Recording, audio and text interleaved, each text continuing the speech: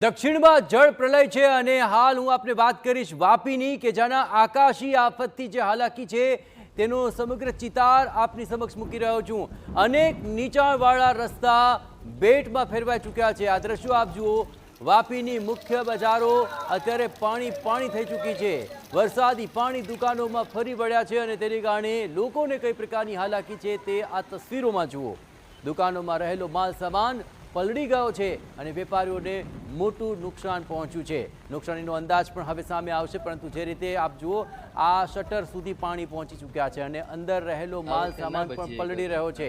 કિરાણાની આ દુકાનની અંદર આપ જુઓ પાણી એટલી માત્રામાં ઘૂસી ગયું છે કે આખરે સામાનને બચાવવા માટેનો પણ સમય નથી રહ્યો। અનેક સામાન તો પલળી પણ ચૂક્યો છે કે જે હવે બરબાદ થઈ ચૂક્યો છે અને તેનું નુકસાન આ વેપારીઓને હવે ભોગવવું પડશે। આપને ખ્યાલ છે તે મુજબ હજુ પણ 2-3 દિવસ ભારે વરસાદની શક્યતા વ્યક્ત કરાય છે અને હજુ પણ પરિસ્થિતિ વધુ વિકટ બની શકે છે, કારણ કે જે પાણી આવ્યા છે તે ક્યારે ઓસરશે અને જે વરસાદ હજુ વરસશે તેને લઈને જે પાણી ભરાશે તેને લઈને આ મુશ્કેલી ઓર વધી શકે છે।